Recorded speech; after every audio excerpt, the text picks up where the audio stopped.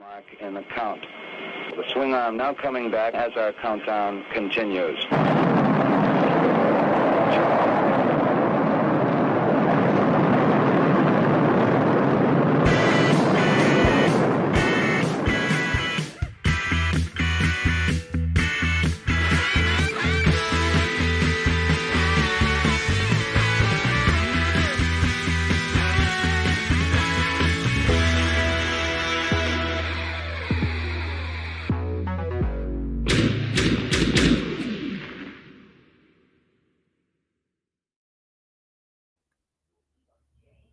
Good late afternoon if you are here with me on the West Coast. Good later, I guess, evening to folks elsewhere.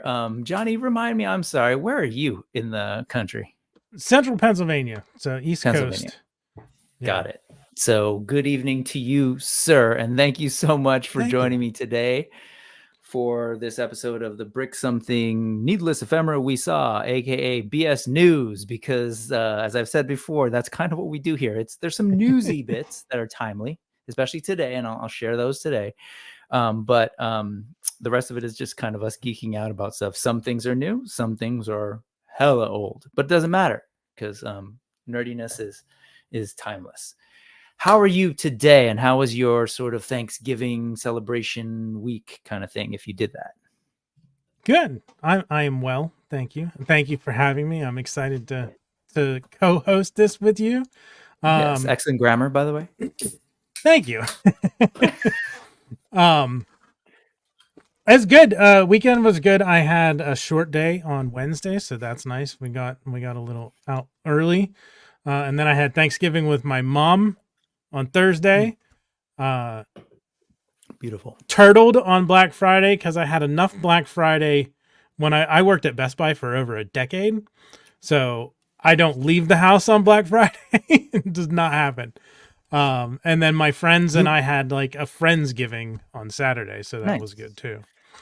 So when you were doing Best Buy, you like witnessed the people going for the TVs and whatever else was the hot item. Yep. Okay. I did a couple of years selling computers, a couple of years running the mobile phone department, and then a couple of years as a Geek Squad agent. So I saw all sorts of things in that store at 4 or 5 o'clock in the morning.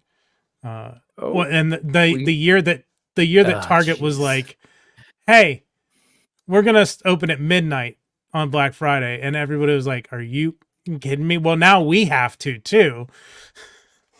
And then the pandemic came and changed everything again. So now I don't even know what the Black Friday hours looked like this year. I'm with you. I tend to stay away. I did it once, like, God, maybe 20 years ago, and that was more than enough for me.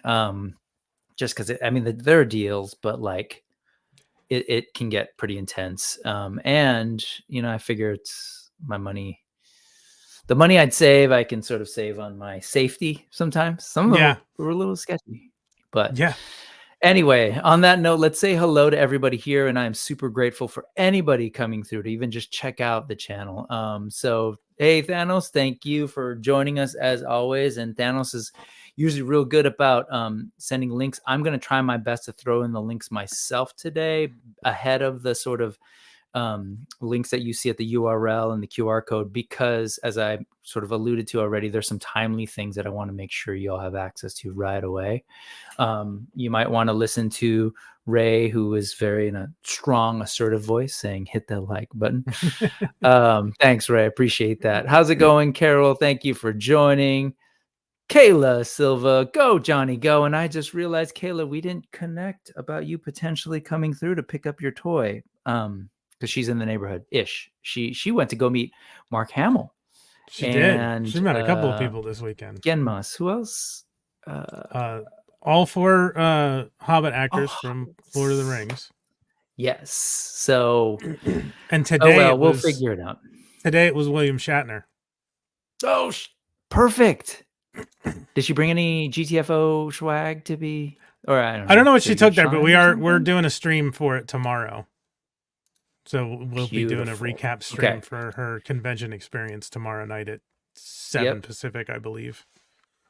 If you aren't familiar, by the way, with Lucha Johnny, you will be today. But he's a part of a channel along with Kayla Silver K, this one, called the Geek DF Out channel, where they do a show called Trek Retrek that I'll talk about towards the end. So that's what that's about, as well as some other things, which we'll get to in a second. Who else? Little more aggressively than Ray, but yes, there's that. Oh, great. And thank you, Thanos, for throwing in the link to GTFO in the chat. All right, Star, how's it going? It's been a little bit. I feel like we've seen each other this morning online and just a little bit ago. Good to see you. Payne's Toy Samples, Aaron, great to have you here. Oh, there. See, she's like too busy. She's like, whatever. No, you eat, you get nourished. Who am I missing? I think that's it. Yeah, let's go through it. Okay. All right. So again, if you're unfamiliar with the Brick Something News, there's a QR code. We're going to go through different items. We're just going to, it's basically like glorified show and tell. Like, let's be real. So on that note, since we kind of heard a little bit from you about your break, allow me some space to talk a little bit about what I got up to for things taken Thanksgiving. Let's see if I remember how to do this properly. I think so. Will this work? Hey, look, it worked. Well, first off, about 2 hours and 32 minutes ago, I was doing a stream over on the Highly Articulated channel with my friend Adam from his channel. Highly Articulated is the name of the channel. We do a regular show called AWOC Talk, where we break down the Animal Warriors of the Kingdom comic books, talk to the artists, talk about the toys. And then part of that sort of schedule is this live show that we call Monkey Business. Today, we had an awesome live stream where we were joined by none other than the creator of the line, Jason Bienvenu, whose internet was not allowing him to look very clear right there. But that's Jason, and we got a breakdown of all sorts of stuff. But before I get to that newsy type stuff, if I may, for my little holiday week, I'm a teacher, and so I'm spoiled in that I get the week off. And so my family and I, these are my two kids on the left, and then these are two of Adam's three kids in this photo. We got to travel up to Vancouver, spend the week. I've never been, and that place is gorgeous. And so it was great to be able to connect with Adam and his family. That was our first night there. And let's see, what else have we got going on? I think I shared a little bit. The only thing let me keep going. We got to go to do some outdoorsy stuff. There is this place called the Capilano Bridge, where they also have sort of these cliffside bridges that totally made me feel like an Ewok for a little bit. I could see that. Yeah, that's cool. Whew, gorgeous. Freezing. I'm not totally used to it, and I know it's probably, it's nothing compared to what happens in your neck of the woods. I think there you go. Come on, work with me here. You can do this. That's me fake surfing in a science museum. Educating ourselves and the kids. Keep going. There you go. That's a Capilano Bridge proper. Oh, wow. It's about 150 yards, a football field and a half across this giant ravine, water flowing on the bottom. They deck it out for the holidays. There's actually like holiday music along the way, as well as the warnings to not shake the bridge. But again, just gorgeous stuff. And then I don't know what else. Is there anything else of note? One more picture, I think, to end this sort of show and tell, because I had a great time. And just great to spend time with the family. Oh yeah. And got to fight giant statues. So that's cool. Had a great time. But I think more importantly for this crowd, during the stream, we got to catch up with Jason. So I highly recommend you checking out this stream. Just if you're interested at all in Animal Warriors of the Kingdom, or if you're like a toy fan and are kind of curious to hear from indie toy makers themselves, because Jason really broke down just a lot about where they're going as a company. They've got a lot happening for them. Like the business is growing. They're working with fulfillment companies to kind of help that into things. They're about to, they've been self-publishing their comic, but it's totally been indie. So it hasn't been in any comic book stores. And they are now working on a deal with Diamond, so that come March, they're going to be, if your local comic book store chooses to pre-order them, those comics will be available at their shops, and hopefully the toys too. So just wanted to spread the word a little bit. In addition, just give you some quick teasers. They are having to kickstart, do another Kickstarter for some of their upcoming figures because of the being able to like get these new bucks in people's hands. So the women buck, the female animal buck, they're women, but they're gorilla women. Oh, cool. And so like, it's a new buck, they've got to do what they got to do. I get it. But if you go check it out, it totally makes sense to me. And it's really helpful to kind of understand what a toy creator, now also comic book publisher, kind of has to go through. So just want to throw that out there. Mm-hmm. Their company name's Spiro Toys, right? That's what. Thank you. Yeah, it is Spiro Toys. The comic book's technically Spiro Studios. But it's pretty amazing. This dude out of Louisiana like had an idea a while back about a story about a anthropomorphic monkey and his adventures and his hero's journey, and it turned into a comic book that's also now an action figure line too. In fact, started with smaller figures, now these bigger 112, and they're also like launching a brand new line in Bushido. So cool stuff. Check out that stream. I highly recommend it, over on the Highly Articulated channel. And thanks for listening to my TED Talk. And in proper true shill fashion, Legions Con just happened. Mm-hmm. And I know you were kind of looking at that, right? You were. I was there for the vast majority of your. We did the watch along, your live coverage watch along stream. Yeah, and I don't collect Mythic Legions. That the only Four Horsemen stuff I have is like Motu Classics, and I just posted my found my 2000X She-Ra today. Posted a picture of her. That's the only Four Horsemen stuff I have. Well, that's not true. I just got the Headless Horseman. He just came from Big Bad Toy Store yesterday. I have not opened him yet, but that's my first. Okay, great. Yeah, that's my first direct Horseman thing that wasn't involved with Motu. Yep. And it's a great figure. That was a couple of people I know, like Oz's first purchase. I think he was gifted figure. But yeah, it's a lot of folks sort of like first introduction to stuff, and it's a good one. Just a heads up that figure obscura is definitely a little bit more of like it's a little spendier and a little more prestige. So like the packaging is dope.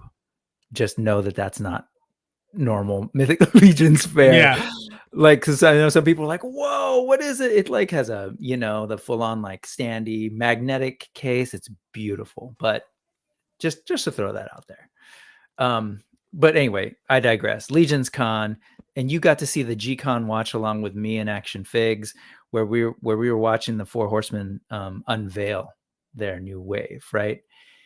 So that's a part of this thing called Legions Con. And just to close up on Spiro, they revealed this figure that was kind of a big surprise for folks. It wasn't in the works, wasn't part of a wave, was never announced.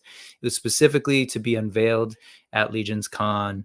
It is available for pre-order now at Spiro Toys. And again, I'll drop that link in the chat. Sorry if that's redundant, if it's been done already. But it's a cool figure. Not going to talk a whole lot about it. Just want to let you know it's a thing. All right.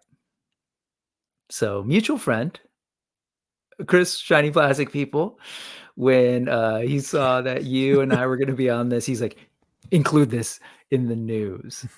This is a figure of Count Duckula. So it's actually, It is made by a third-party company who, as of yet, doesn't have any license or rights to handle the IP of a certain cartoon called Count Duckula. So instead, this is a Count Vegetarian. Is Count Duckula at all something that you were aware of? Yeah, I've seen I've seen the cartoons. I feel like I remember it was a Daffy Duck thing, right? Wasn't it? Like it was the Looney Tunes. It actually wasn't. It was so there was this, I want to say British, maybe Belgians. I think it's British. Animation. First it was like Danger Mouse. This was on Nickelodeon, and then they did this as well. So it was actually not a WB Warner Brothers thing, but clearly it looks like it. Yeah. It very 100%. much like it looks so much like, I think in my head, you know what actually I'm thinking of? It looks so much like Darkwing Duck. Which is definitely which is Disney. Yeah. Yeah, but it's not related to any of them. Yeah, it's Danger Mouse. Wow. Yeah, I guess I've seen the character before, and I've probably watched the show at some point. You know, when it was on, it says it was on 88 to 93. I've probably seen an episode of it, but I hadn't thought about it in ages. So the premise and the reason it's called Count Vegetarian is because one, he is vegetarian, but they were making these making the vampire things. God, it's been a while. But tomatoes got thrown into the mix when this one was made, and then he kind of came out and he's a vegetarian. He doesn't eat blood, and it's vague. That's what I remember. It's just a weird, silly premise. But I was big into Danger Mouse, and I hope they continue to do that as well, because he was like this cool white mouse with a eye patch, and he lived inside a UK post box. I'm forgetting his little sidekick, but like if they're gonna do this property, and again, I know it's not officially licensed, but yeah, I mean, I don't know if this company is willing to take the risk of going with continuing with some other copyright infringement. I'd love to see Danger Mouse as well, and it just looks like a fun little figure. It's, again, like Ray, it's not necessarily something that I would buy. I'll be totally honest. Like I tend to go with like, well, you'll know, like 112 and a little bit more on the more realistic visual style. I've been looking at it. It's cool. I wonder a little bit about some of the arms, the articulation. Somebody else pointed that out to me, Chamba from Toy Migos. I was like, oh yeah, true enough. Like there's all these new toys out. Are you familiar at all with Plunderlings? They're also kind of like these smaller, cute form factor. Yeah.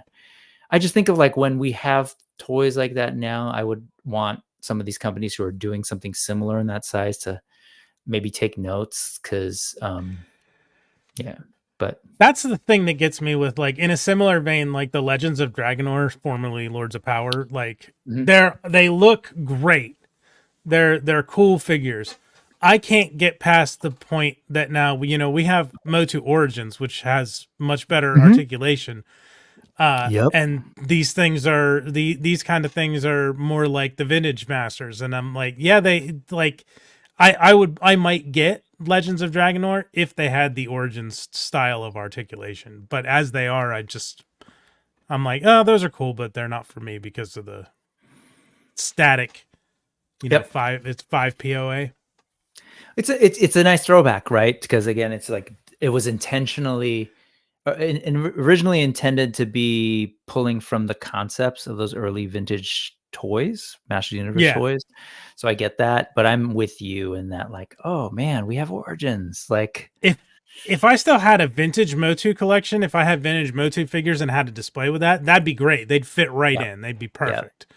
That said, they're gorgeous. The sculpts are great, but I'm with you on the movement and what you can do. Yeah.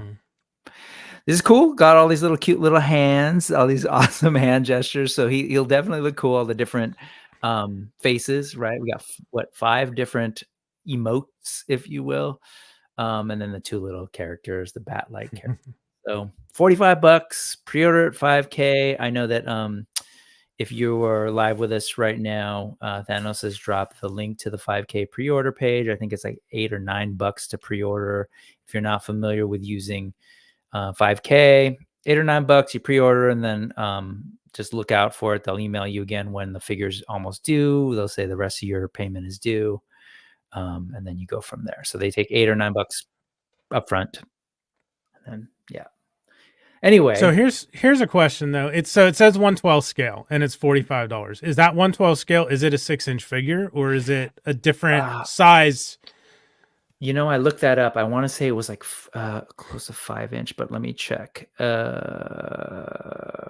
Actually, if someone could look that up so that we could keep the show moving, that would be awesome, and let us know what the actual dimensions of Count Duckula are going to be. But they're not. Yeah, I don't know how they do that, because some people say 1/12 scale. I guess, yeah. Sometimes that means they're actually comparing it to like human proportions and actually figuring out, but sometimes not necessarily. So we'll wait for that. But while we're waiting for that, let's move on. You, I know, are big into gaming. Part of what you do is Dice Thespians, which we'll go over in a little bit, but it has a lot to do with D&D and tabletop gaming and role-playing games. I know you like our what's the word? You are like myself. Your geekiness knows all sorts of genres, right? So it's not like you stick to the fantasy thing. Yeah. But I know that the high fantasy stuff is definitely something that you love.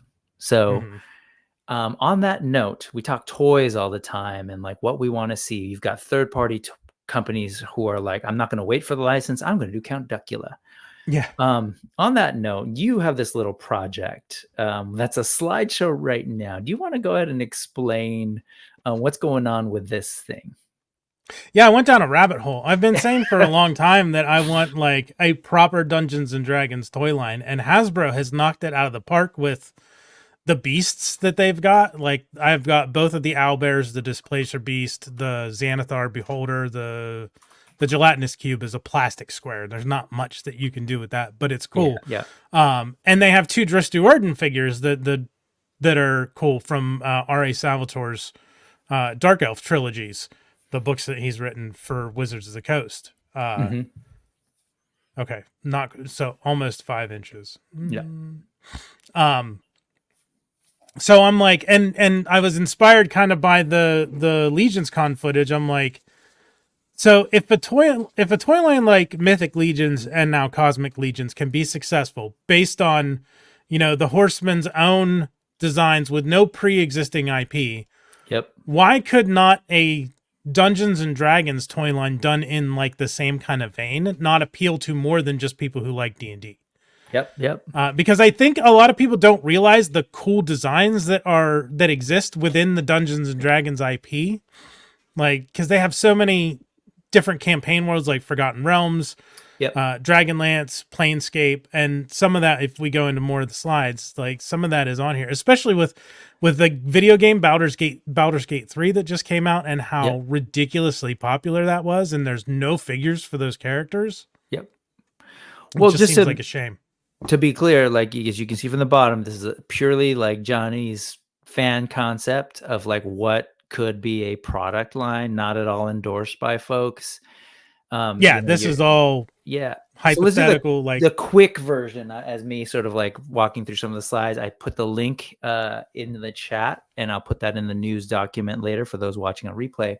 But so like, what's the gist of your thinking? You totally went down a rabbit hole. You're like, if I had a chance to do a line, this is what the line would be. So break it down.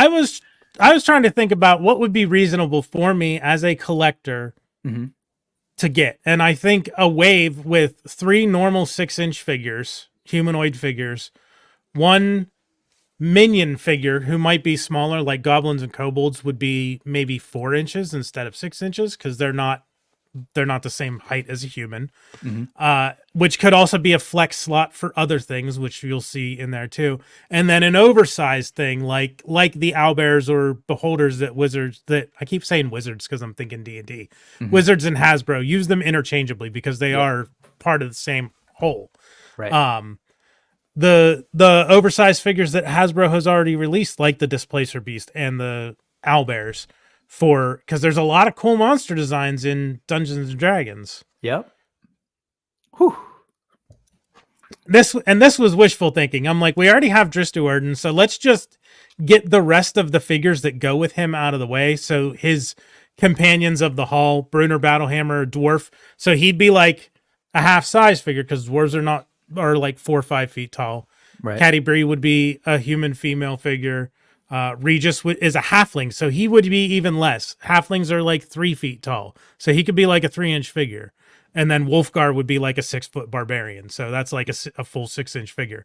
So that's like technically like 3.5 figures with these 4 guys, mostly because of Regis being smaller. Right. But then just get them out of the way so the people who already have Drizzt can just have the rest of the people that logically go with him from the books. Yeah. And then the next one is 2 of his more common enemies that he's encountered in his books. Yeah.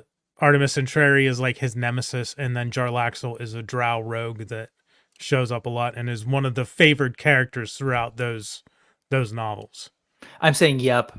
Just to be clear, I don't know this stuff at all. This is not at all my world. It's stuff that I've seen, like going into Walden Books and B. Dalton back in the day and looking at stuff, but never engaged in it. So like I'm just saying yep, like yes, I want these. Unfortunately, like I traffic in the like, bigger side of 112, almost to the 110 size. And so I love that Drizzt figure that Hasbro put out, but it's a little bit on the sort of the closer to 112 thing. So selfishly, I would love NECA to do these, but because these are great, but these are like the LJN, right? So this is a whole other sort of side of the D&D world. But yeah, it's still Dungeons and Dragons, which and I know a lot of D&D stuff, like a lot of the novels and the artwork, before it was Wizards, it was TSR, before Wizards bought TSR, all of that stuff was done as work for hire. So there shouldn't be any licenses or royalties to anybody or anything aside from Hasbro and Wizards. Like they own all of that stuff. Well, yeah, I think this stuff is great. And then just to kind of go through, now you're moving into like, help me actually. So the Drizzt, what is the name of that sort of, I don't know, part of the D&D world? Because he had his own sort of adventures, right? Drizzt Do'Urden is a drow elf character that lives in Freiren, which is the D&D campaign setting called the Forgotten Realms. The world is called Freiren. That's what the Honor Among Thieves, Dungeons and Dragons Honor Among Thieves, the recent movie, was set in Freiren. So we have a lot of people who learned about Freiren and that through that movie. And that's Baldur's Gate, the video game, is also based. It also takes place in the Forgotten Realms. It's part of Freiren. Got it. So yeah, like give it to us. It's all here. There's all the tie-in entertainment, both the video game and the movie, which did well. So these are just characters from the Baldur's Gate. Video games. Everybody that is a gamer at my work, other teachers basically, so into this game right now. And it's kind of just what they're talking about. And everything from the design of the characters, I'm super toyetic, and I'm just going to sort of flip through. But if there's anything that you wanted to focus in on before we move on to other stuff, I want folks more Baldur's Gate. Like this was one of the ones when I showed you, you're like, I need a hook horror. Like totally. Who doesn't want a massive monster like that? That thing is awesome. How big would this be in relation to the figures? Like, let's say you had the Drizzt figure as is. I think hook horrors, if I remember correctly, they're large creatures, so they'd be oversized, probably a similar size to like the owlbear. Okay. So it would be much bigger than, it could be close to 8-9 inches. Yeah. If you go one more. So this Dragonlance, Lord Soth. Who does not want a Lord Soth? The guy under villain. Lord Soth looks freaking cool. Look at that. He's a Death Knight. He's evil. His armor's awesome. His helmet's unique. Like that would make a cool action figure. It's funny you were saying that it was me and Ed doing the live stream for G-Con, where we're kind of like watching them unveil these things that pushed you, I think, to look at this kind of thing. It was part of the How much- inspiration. Yeah. I'm just wondering, how much must it kill you to see all those really cool looking, right, Mythic Legions characters, but you're like, it's right here, like Yeah, that like, I know and love. Yeah, This yeah. is the thing. Like, Hasbro has so much to draw from. If you go a couple more slides, let me see. There's another. So a Balor, which everybody's going to want because of Lord of the Rings too. Like they're in D&D, they're D&D monsters. They'd be massive. That'd be like a 12-inch dude because they're huge. These are more video game characters from Baldur's Gate. Still from the game. Look at that armor. There's another. Yeah, so this is another one, Dragonlance. Look at Kitiara's armor and Verminard's armor. That Dragon High Lord armor is awesome. And then the Draconians. If you go... mask. Those helmets are awesome. Like, they would make such cool-looking figures. And Raceland has been known for being both a red robe and a black robe wizard, because Kryn, Dragonlance is the world of Kryn, and they have towers of high sorcery. There's red, white, and black robe wizards, and Raceland was both a red robed wizard and a black robed wizard. So that gives you a variant to put out. Same figure, different color. Yeah. Sure. If you go one more slide. So this is the Sivak Draconian. So if you look in the bottom right, that is the scale of the Draconians against a normal human. Got it. So that's how big the Sivak Draconian figure would be compared to like a normal figure. So this dude would be massive, and it'd be awesome to have one. So definitely check this out. I put it again in the chat, and I'm gonna make sure go back here. Again, just a concept thing, not at all something that's happening. But I love this, right? This is the era now that we're in, where fans can kind of like just geek out, and you can easily pull these images and kind of put these little things together. And honestly, I think Hasbro's slipping, just because, again, you've got Mythic Legions kind of doing the high fantasy thing, but there's all these other folks. Zezre's doing, excuse me, Minotaurs and giant rhinos and bears, and so excuse me, but who knows? We'll see. Yeah, everybody got so excited about that bear in the Mythic Legions. I'm like, who wouldn't want a Hook Horror or an Umber Hulk or a giant Sivak Draconian? Or the Drider would be one that I would love. A Drider figure, that would be amazing. Yeah, man. And I think I've said this before with Mythic Legions. When it came out, it was filling a void in the sort of high fantasy toy thing. And there's definitely a crossover. Like, I know you've paid attention to the Legion stuff in general and sort of seen all the customizing and stuff that happens.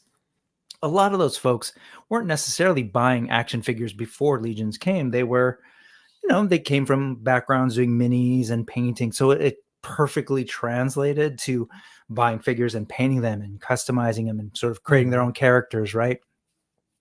They missed out. Like Hasbro, from my perspective, missed out, but maybe it's just not a big enough thing for them, right? I think Mythic Legions, while it's awesome and amazing, it might not be the scale that, as far as a slice of the market goes, that maybe Hasbro is.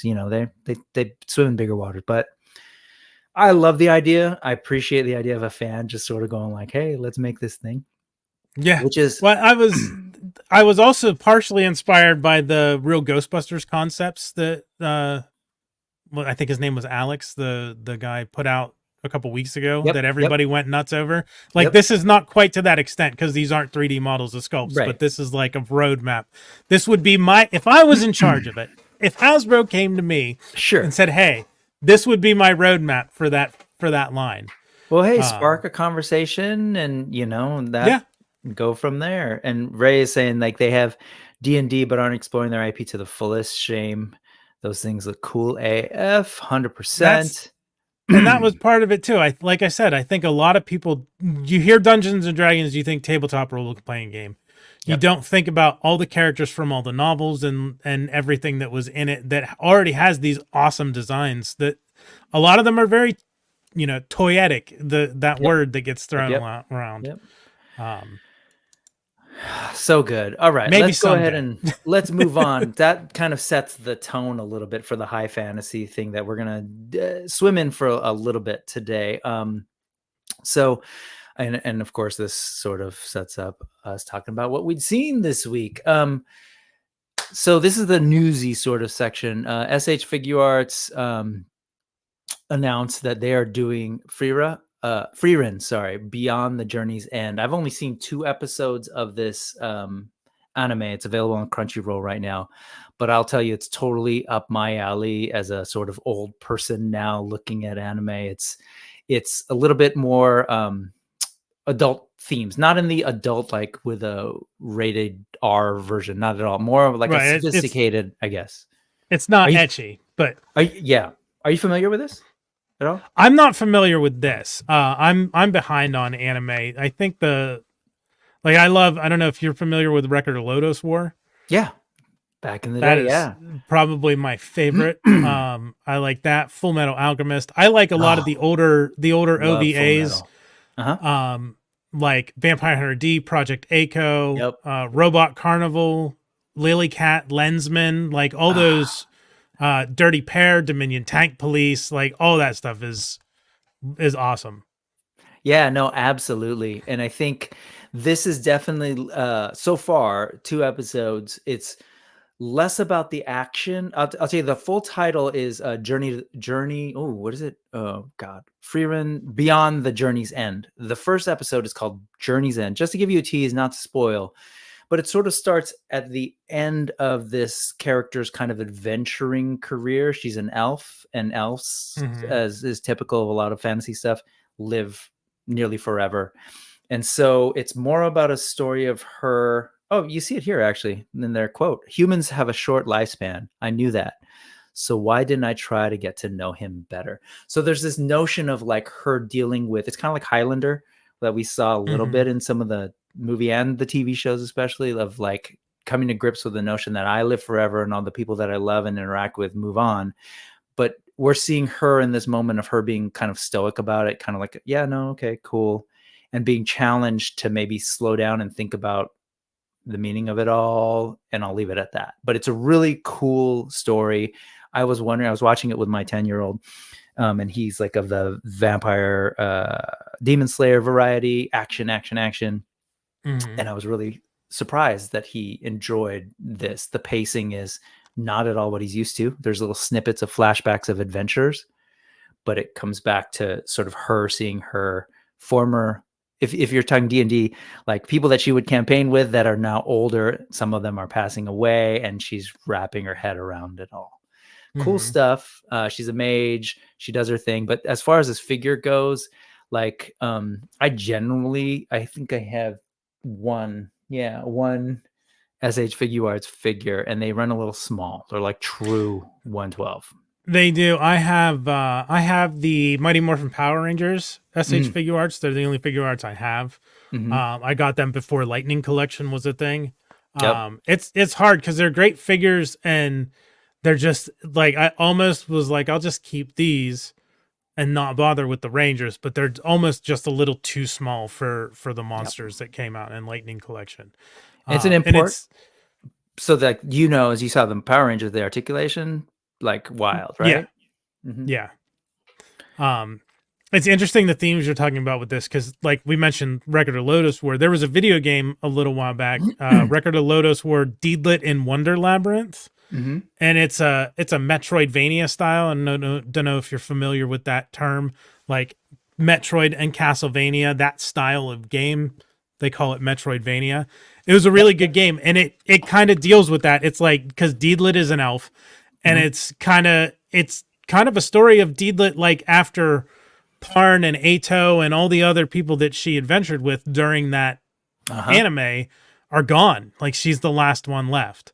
So it kind of has a story going throughout of her dealing with those circumstances. Absolutely. It's very much, it's that, except it's more of the, like, her, it's less about like, oh, I'm sad and trying to figure out. It's actually her, like she has to be pushed to even pause to realize it. Because I love that. I love that in vampire storytelling or whatever, the moment where you realize, oh wait, what does actually immortality mean, and what would it be like to experience that, right? So yeah, it's pretty fascinating. The figure looks great. The designs are awesome. Like I just love even just that outfit. Anyway, we should move on. Yeah, she looks cool. I like her staff too. Bears. This Bears. is Memory Toys, who I have two of their bears. The same bear. I have a panda version and a brown version. And they came with stuff, including this big giant tree stump club. But what this is showing, this just came out a couple days ago, where all these kind of new accessory kits with all the like soft goods ish stuff happening around here, and this sort of leathery, I guess, tunic. And you've got this. So I just thought it was really cool. These sort of like small independent, people call them third party, but this isn't a it's not an IP. Like they're creating their own stuff. But it's kind of cool to see them go back to a figure that they've released and be like, oh yeah, here's some accessory kits for it too. Yeah. This makes me think of so the thing that got me into tabletop gaming was a little game called Hero Quest. Oh yeah. There was an expansion for it called The Frozen Horror, and one of the monsters in there was called a polar warbear. And this looks a lot like that. It reminds me of the polar warbear a lot. Yeah, no, totally. And it reminds me of Golden Compass, His Dark Materials, with the polar bears with the armor and stuff too. Or at least the way they were depicted. I don't think I got far enough into His Dark Materials. I started watching it and I was like, I've seen this story like a bunch. Yeah, it's a tricky one. Yeah, anyway. I think this is cool, but let's move on. The fantasy thing is wild. This was just 2 days ago. This is it's an account called Binyang662 who tends to put out stuff, news and images from a company that goes by D20 and I think has now changed to like YFAT or something. Okay. So I'm assuming, well, the thing is like this is not being released under that. So I don't fully understand it. Some of these companies do kind of release things with different names, but that's usually because they're like infringing on someone's copyright. So they're switching it up, but that's not the case here because what D20 does is their original stuff. So I just want to share that because I don't know exactly what's going on. They do list D20 studios. So that BS aside, go ahead.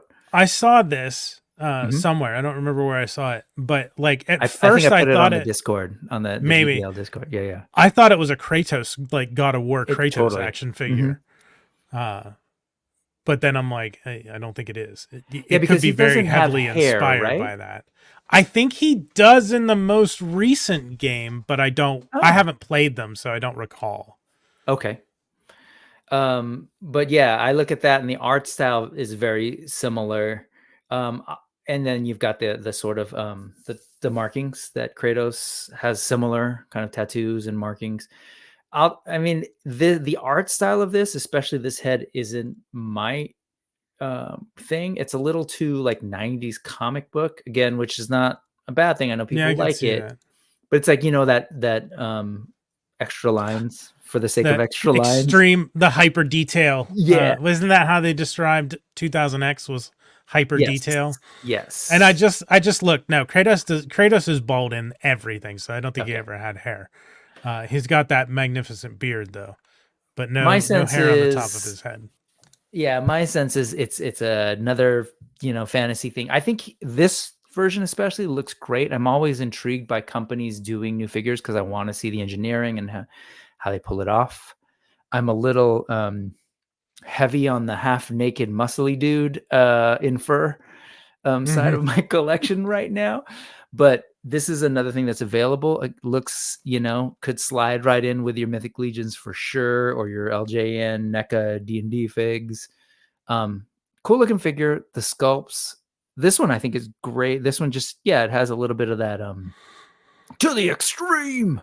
Yeah. But I love that they give the stoic and the emote face. Mhm. I wish more lines did them, but just as an appreciator of action figures and nerdy things, I've said it before. I love that this thing exists, or these things exist now in abundance, but also it feels like it's like an arms race. Like it just keeps ratcheting in terms of quality, sculpt, deco, right? Like this is head to toe painted like a lot of Mythic Legions are, right? And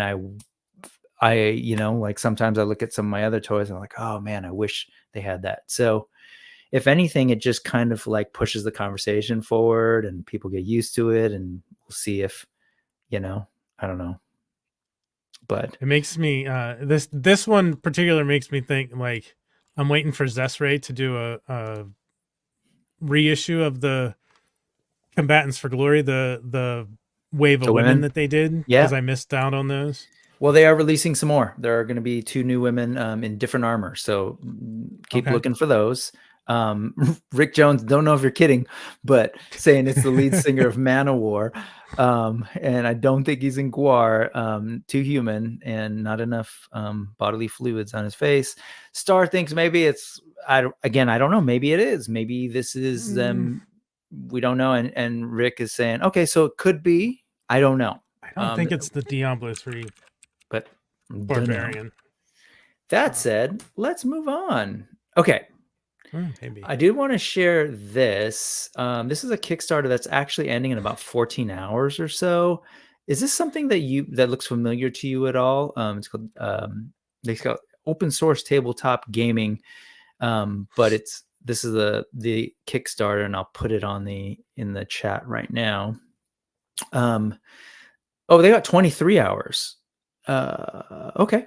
23 hours. I thought it was shorter than that.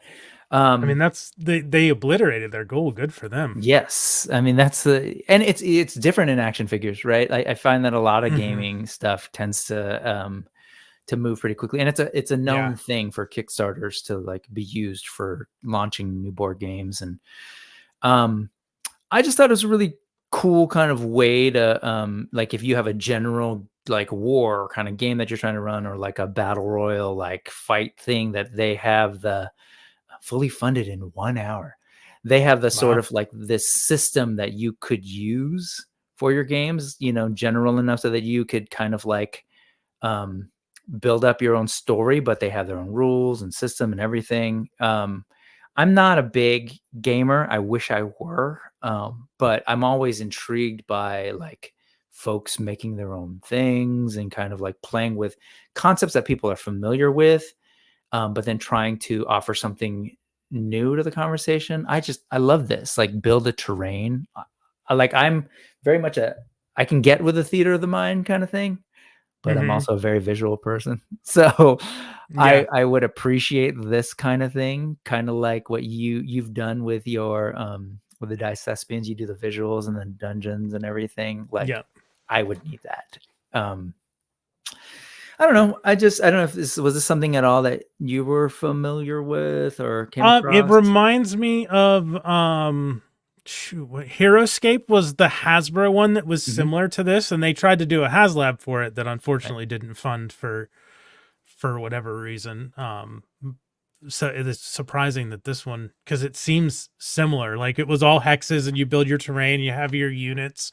I never got into the wargaming stuff very much. Okay. But I always looked at it and went, oh, this is super neat. It also is super pricey, and it's a major, it's a time sink and a rabbit hole that you get sucked down with tabletop wargaming. Yeah.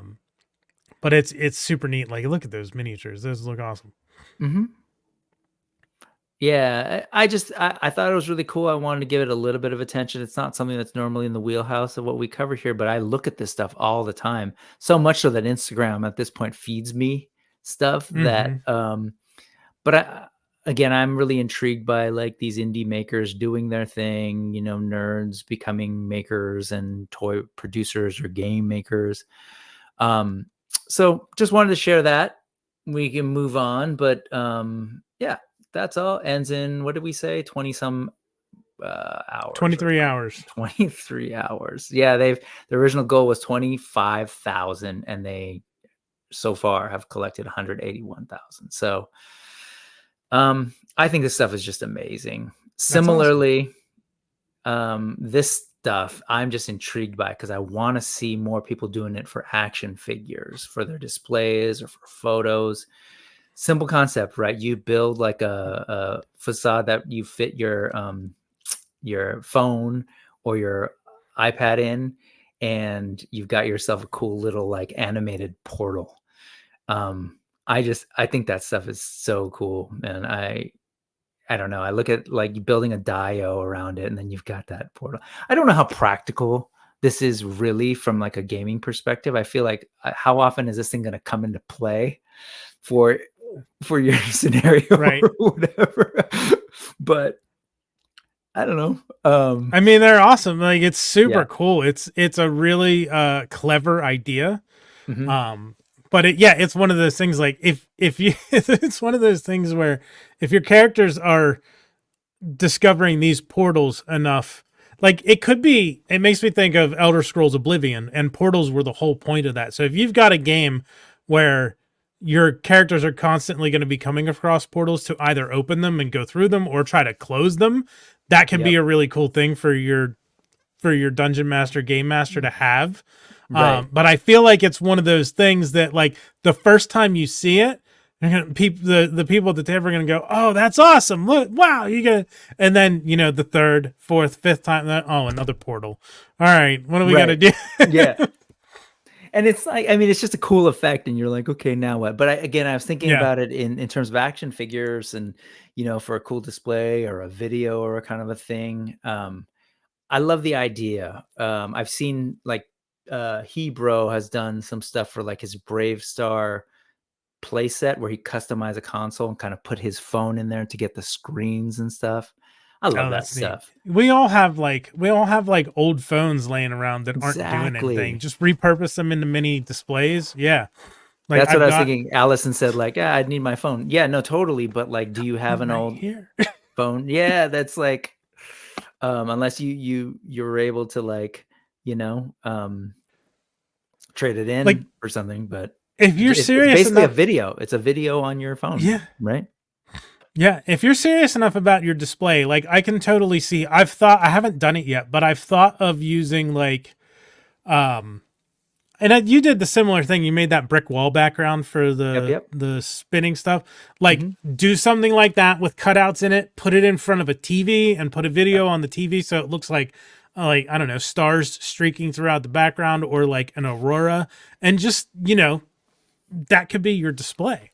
Yeah, and I think just it's like, again, if you've got a 3D printer, you download the files. They're not expensive, and then they give you the video file to put on your phone. I think it's just cool, the concept of like what is possible now because of the internet, because of 3D printing. Like that stuff always intrigues me, and I can see this stuff working with what people are doing for action figures. So I just wanted to share that because they have they do have a sale. If you're so intrigued or just kind of curious to look, I put that into the chat, and I'll put it into the news document or whatever it's called, the links document. Brian Brink brought this up, and so it's cool. Like, and there are people doing it, right? There's a Transformers third-party company that made a Teletran 1 console that could use your phone. Yeah, you use your phone with to have different computer readouts on the screen. Exactly, right? And that's third-party Transformers. That landscape is wild. Yep. Like, and I think that's what you're starting to see with some of these like Ramen Toys. The things that Ramen Toys does are similar to things that like third-party Transformers companies have been doing for so long, and like are able to do without, because they don't put the Autobot or Decepticon symbol on it, and they call it something else. And but that whole landscape is wild. What I said, I don't know if you remember the Super 7 Cat's Lair, then they had the screen there. I kept saying like, man, just put a phone in there. And like, anyway, just thoughts. A similar thing, I put this in the thumbnail too, where I'm into like this kind of thing. Again, the notion of like stuff you can bring with you, you can pack it up, and then you can bring it to a friend's place or whatever. I have a cousin who had to meet his friend who basically is like a dungeon master for hire and works Mhm. with a couple of NBA teams and meets them on the road and Oh runs. wow. Yeah, and I was like, really? Those guys, like, they'll just sit there and play D&D? He's like, yeah. And they get more and more of their teammates into it. I was like, that's wild. But he showed me he introduced me to this kind of stuff where he'd bring like these kits of flats and minis and stuff. But this is like a whole other deal. Again, for me as an action figure person, I'm always intrigued by like this kind of stuff of what people could like take these concepts and work into maybe some action figure stuff. But didn't really have too much to say, but it feeds into like your interest in Lego too, the construction stuff, right? 100%. Like it's very similar. I did I don't have anything like this, and I think it's Dwarven Fortress is like the first company that I really remember getting big with like making and selling terrain pieces like this. I made tiles for the Tomb of Horrors game that I ran, which I just took foam board and like scored it and painted it and hit it with Mod Podge and used that as terrain pieces and like, 5x2s and 4x6s. And, because when you look at these maps, each square is an inch. It's a 1 inch on each side. Yep. And in most tabletop games, those inches represent about 5 feet. Mm-hmm. So if your character has a move speed of 30, you're moving 6 squares. So if you have a room that you're 5 squares by 5 squares, that's a 25 foot by 25 foot room. It makes it pretty simple for getting dimensions of things.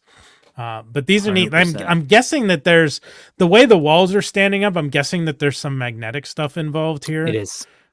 Yep. Magnetic dungeon terrain. Stonefold kingdoms, effortless dungeons, foldable 3D lands. Yeah, I just think it's really cool stuff to look at, and I think it's inspiring. I think a lot of action figure people would find it inspiring. It's super neat. I think it gets with some of those pieces, it gets too pricey to have like to be able to build anything you can imagine because you need lots of pieces. Yeah. It's true. And I think, again, with the tech that's available to us, even if you're just printing, like you said, and you're using flats and you're Mod Podging stuff to it, and like, if you put Mod Podge outside and you're sealing it, those things can last you a while. Like a lot of us work in places where you can access their color printer and you know what I mean? I just feel like it's a different day and age, right? Yeah. Unlike this in 1985, this just surfaced and I just wanted to share it because, again, I love toy stuff, but I love behind the scenes stuff. This was a early model, clay sort of thrown together sculpture that eventually became Eternia. Vintage Eternia, not the new Eternia that's coming. Vintage. We haven't gotten yet. Yeah. No, this is 1985. Yo tengo el poder. Shared this a week ago. And so let's see. Polaroids of the sculpted model for, I guess, Arce. I don't know what that is. The Eternia plays it. Anyway, this Polaroid photograph of the production of Master Universe. Yeah. Anyway, it just sort of shows like the different angles for a total of 4 something individual images, and that's these 4. Yeah. So 4 angles, 4 different images. Look at that. Like, what was that supposed to be? Allison's here. She could probably tell us because she like knows this concept stuff. She could tell us what that maybe was originally at some point. You see the Zoar. Wait, if that's a Zoar, if that's a vintage Zoar, that thing is massive. Like even bigger than the Eternia that we got. Yeah. No, I say we, like I had one. I never had. I didn't know the Eternia playset existed until Classics. Like I was never aware of it. Yeah, but if that's a vintage Zoar, that thing is huge. Yeah. At least in its initial blue sky phase, right? Of like, let's just create the concept. And of course, I wonder the money people who are going to, of course, tell you, pull it back.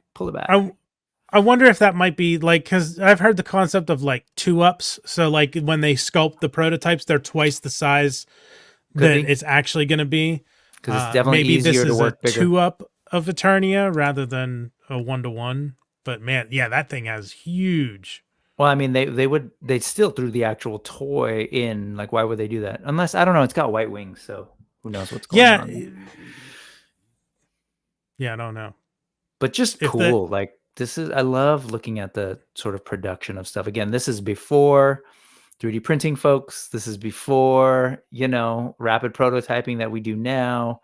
This is all like kit bash, probably like plastics or whatever they have. They cut out using clay.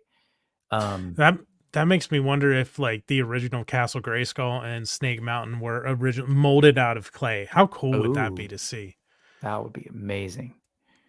That's all. I thought it was a really cool kind of like fun historical thing that came out a week ago. So let's move on. I didn't know that. Did you see Allison's comment? In the 80s, they often used regular brown clay for big pieces like this. So then, yeah, I mean, it makes sense, right? I guess it was like whatever they had, whatever they had on hand, because a lot of this stuff, yeah, and a lot of these things got lost to time because they weren't, thinking that they're just making a product. Especially like the earliest days of Masters of the Universe, they had no idea that it was going to be one of the biggest toy lines ever, right? So I remember Spectre Creative Toy Guru would say that often in his videos. Like, he'd walk into Mattel and they'd just have like a treasure trove of concept art just like thrown around, and he kind of was into the idea of trying to grab it and archive it. Anyway, I brought up his name just to piss off Allison. Okay. Oh, and by the way, it's been it's been an hour or so. Can I just say Grayskull? I'm sorry, no, Black Star. Sorry, Thanos. What was I thinking? I just need to say Black Star, just because we're willing it into existence. We're willing Black Star, a new modern version, into existence because Black Star. Here you go. Grayskull was originally clay. Taylor and Sweet have told stories about reshaping the clay of Grayskull to make the mouth bigger, right? Because it was too small for the characters to maybe move in. I've heard before. Good stuff. Black Star is one of those that would be cool to get the origins treatment like Sunman got. I've heard people wanting Black Star in like Motu style for a long. They were asking about it when Classics was running back in 2008. People were like, "We need Black Star." Yep. I don't know if I put that link in the chat, but let me go ahead and do that, and let me move on to like the little art section. I love looking at art. Indie art, and I'm not going to spend too much time. I just want to make sure that you're introduced to the people's names because they do amazing work.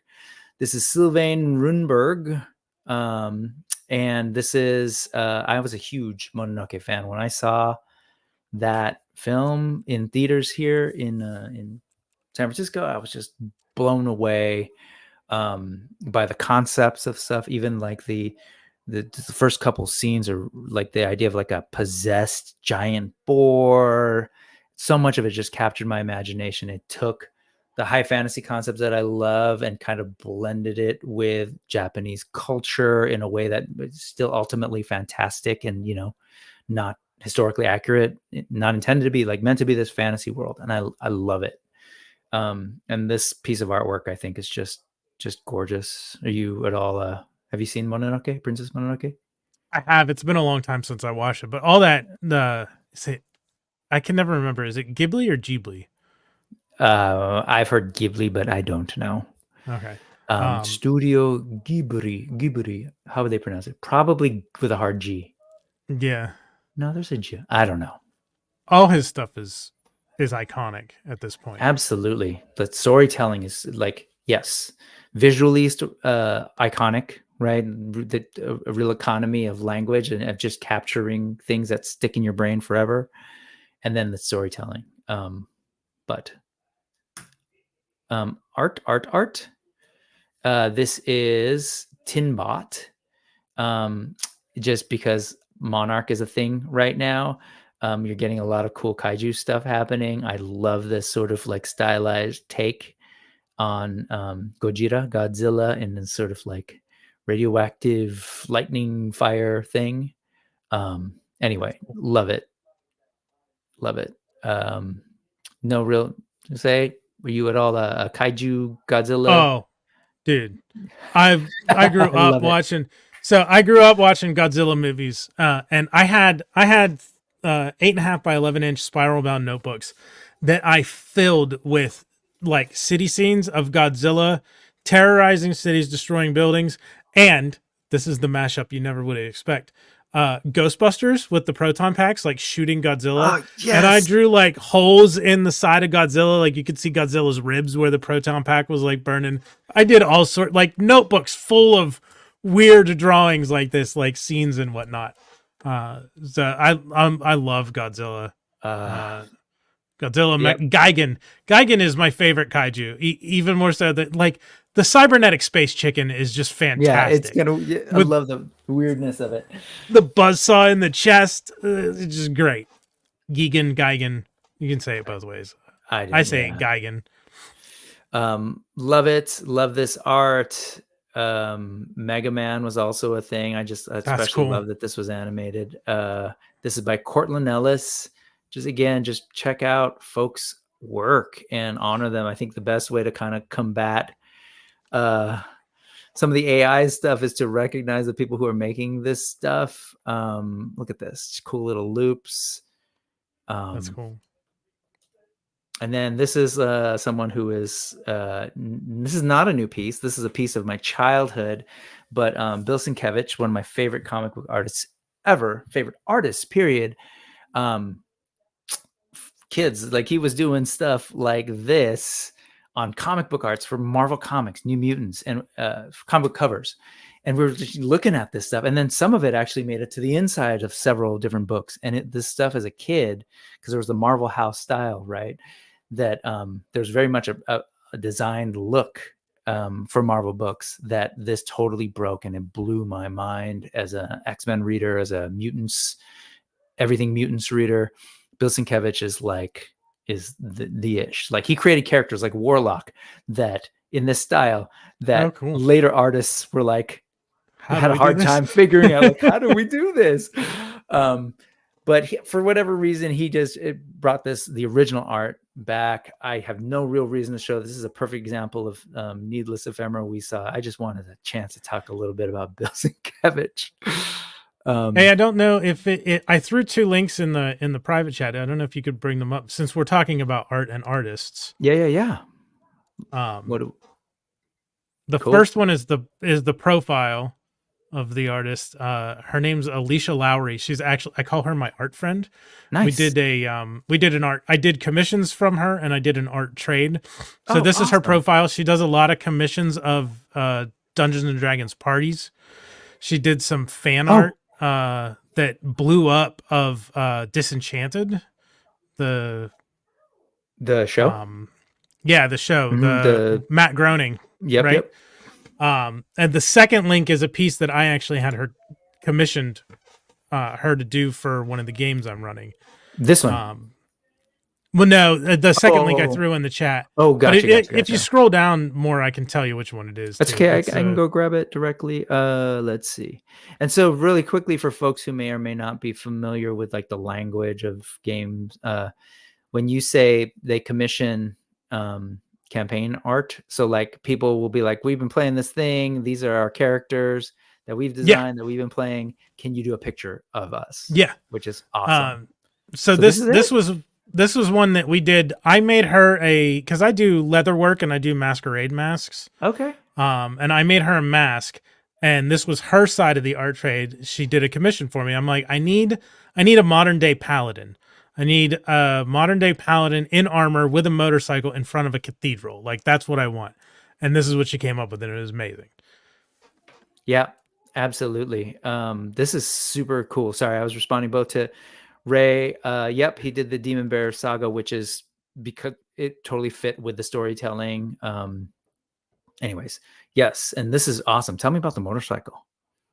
I thought about a modern day knight or a paladin wouldn't have a horse. Their mount would be a motorcycle. Okay. Right. Okay. Like that's what made sense to me. That's what I would think it would be. And then where did I put the first thing? Cool. We'll just do a quick browse through. I love it. So yeah, these are folks created characters, I'm assuming. Oh no. Oh no. Anyway. Oh, this is great stuff. Thank you. Oh, can you imagine doing a reboot poster design for... Wait, is that a thing? Anyways, I don't know if that's a new reboot of Reboot. Bavatar. This is awesome. I appreciate this. She's Hold on. great. She did. Follow. I found her, and she's from Australia. And her stuff is just amazing. Like, she does so good. And she has a YouTube channel too, where she did a time lapse. There's another one that she did of mine. I don't know if you can show it, because there is nipple in it, female nipple. Well, So it's a little further down her profile. now I'm looking. So if that one, go back up. Okay, so that one right there in the middle, the green with the tree. This one? No, green. It's with the a very tree. bottom now. Oh, It's at the very bottom. Uh-huh. Right there. Yep. That's the other one that she did. Oh, that was the this is first rad. commission I had her do. So it's a dryad in the middle of winter. Oh, that's so nice. And this I'll is do- for one of the yeah. games that I'm running. Like, it's a scene that they're going to stumble upon. This is digital? Yeah, this is Yeah, digital. she does digital. Yeah, very cool. Awesome. Thank you for introducing me to that. Yeah, she's awesome. She's super talented. So everybody should go follow her, because she's great. Some more Tinbot. I shared their thing already, but let's just kind of keep moving. Okay, let's do some custom stuff. And I know we're kind of approaching. Are you good to stay on for a little bit? Maybe I till am 6? I am good in perpetuity, so no worries. Customs Corner. Let's talk about some customizers, talented folks doing stuff in 3D, toy adjacent. This is a statue, but this is our friend Eldor, Masterversal Toy Hunter, who's co-hosted actually a news once, and he's my co-host for Legion's class. Dude just is wildly talented. He has a channel as well on YouTube, and one of my favorite things that he's done are some like a Grizzlor custom for Masterverse and a Mosquitor custom. Just like an amazing mind, amazing talent. Works in all sorts of different materials. This is a work that he was his own version of the Sorceress, and I just wanted to share it. He posted this a couple of days ago, and I was like, yeah, I need to show folks this in the news. You can see the materials. It's just like random piece of like cardboard printed thing from somewhere else, and it's gonna end up being a dope Sorceress. I like his take on the Sorceress too. So anyway, just wanted to get a little shine for Masterversal Toy Hunter, aka Eldor. Gonna put that in the chat as well. Let's see. This thing, Brain Candy Customs, which is something a creator I've featured here quite a bit in the past, but damn, this Incredible Hulk. Sorry. This is one of those things where you go, this makes 100% absolute sense, and nobody's ever done it before. Why did nobody think of this? Right? Yeah. It's so good. This is, very Lou Ferrigno-esque, but also just, Hulk in general. I can keep going with the lonely man in my head. Yeah. He's Brain Candy's constantly like taking Motu into these cool places. And what I love about Brain Candy's work is that it's got its own look. Like the second you see one of their customs, oh yeah, that's a Brain Candy custom. It's super like shiny and just animated looking, super like Storm and Stress, like deep contrast of like all these shadows and stuff. Anyway, just really cool. This is based on a vintage figure. Just you imagine like our old toys getting transformed by these like talented makers into these cool mashups of our childhood.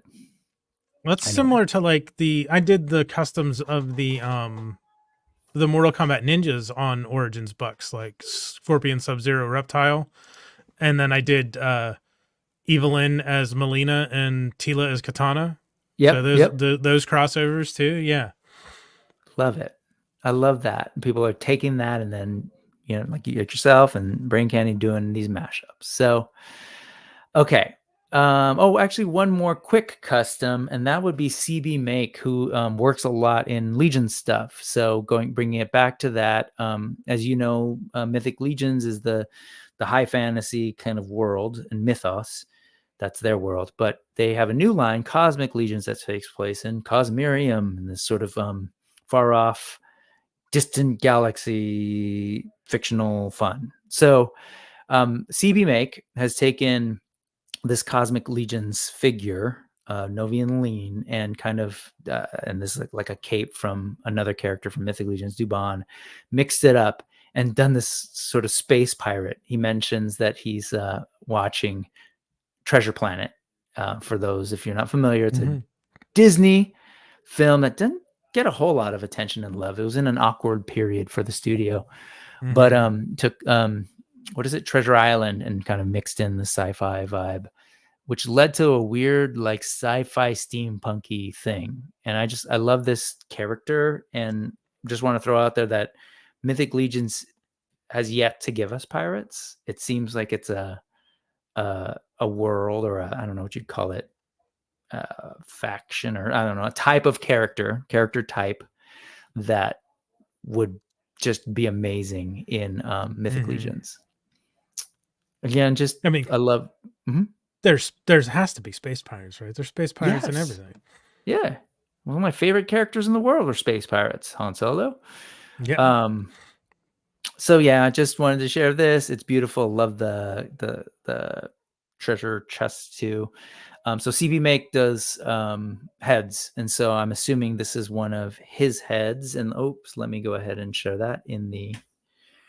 Check that out. Oh, you beat me to it. Thank you, Thanos. But okay, so this is the part of the show where things get a little bit more in depth. We're going to feature a little bit more of the work of folks. So that's what's up. This is sort of the feature area. And for the first one, I actually want to take someone who used some of CB Make's heads and is now sharing their little collection of Mythic Legions based figures. And so all that to get to, before we get there, I grew up at a time when this show, or this movie, The Hobbit, which was a Rankin-Bass take on Tolkien. And this was released in 1977. So I was all of 1 year old when this first was released. But it would show up as like a CBS special every now and then on TV. And I just fell in love with it. This is probably, I think it's safe to say this was my introduction to high fantasy, and definitely to Tolkien. And I just was intrigued by the way they stylized these characters that I would later eventually read. And so you can kind of see they're round, and it's interesting line work. This is Thorin. This is Bilbo. So it's like it's an interesting take, right? Like Bilbo with his, like, I don't know, like that's some older woman's hair from the 70s. But it was so cool to me. Like I was like, wow, what's going on with this animation? It's not Disney. It's got extra line work. It's not anime, which I was familiar with because of like Battle of the Planets, but it was its own thing. And Rankin-Bass, they not only did animation well, but they're the ones who did a lot of the holidays, claymation, stop motion stuff that we know, like Rudolph, etc. They also eventually did Return of the King in 1980. Ralph Bakshi would do his feature film, right, of the Lord of the Rings. And so unfortunately, Rankin-Bass wasn't able to tell that part of the Lord of the Rings story, but instead had to move ahead to the Return of the King. So it was this weird thing where as a kid, I was really confused because I saw The Hobbit, then I'd see the Return of the King, and then I did watch the Bakshi thing, and I was like, wait, why does it look so different, and how does the story all work? But believe it or not, as a kid, it did. This gave us just cool looking goblins and orcs that were unique for sure. And I'm just showing this as oops, I think that's good enough. An intro to the Collector 77's little mini collection of Rankin-Bass style Mythic Legions based figures. And so this is just some of them. You see, like CB Make has been really the customizer I showed earlier has been doing these heads and clearly is like a fan of this Rankin-Bass stuff and just was like creating these awesome heads that you can buy. I believe they're all 3D printed in resin. And then he paints. And so I believe this was painted by, I'm not sure. So I'm not sure if CB Make painted them or the Collector 77 painted them. I'll find out and follow up, but because I love to credit folks. But this is his Thorin, his Frodo with the ring, which is awesome, and a goblin, I believe. And then there's more. So let me actually get the link. What are you thinking so far? Were you familiar at all with these? I don't remember if I've seen the Rankin-Bass Hobbit the whole way through. I know it is beloved, and I am familiar with the designs. So it's that dude on the right is just wild. Wild, right? That's crazy. The one on the left looks cool. Like I could see that, but they have that very unique look and style to them. Yeah, and they were musicals. So as a kid, like it's funny. I was just showing my youngest because this, and he was intrigued too because I uploaded. I forget. I think it was one of these characters. Oh, I think it was this character, this Super 7 reptilian, because it totally reminds me of these things. Oh, right. And the backing track was one of the songs from the movie. Where there's a whip, there's a way. Such good music too. And so this one is what introduces. Thank you, Dartharian. The Return of the King, because they have to like get you up to speed, and they tie it back to. So there's a bard singing the tale of Frodo of the Nine Fingers. Frodo of the Nine Fingers and the Ring of Doom. It's amazing. But it's not for everyone. But I loved this stuff. And I agree. It was a great version of The Hobbit. If you ever get to see their Gollum, it's kind of wild. It's like frog-like.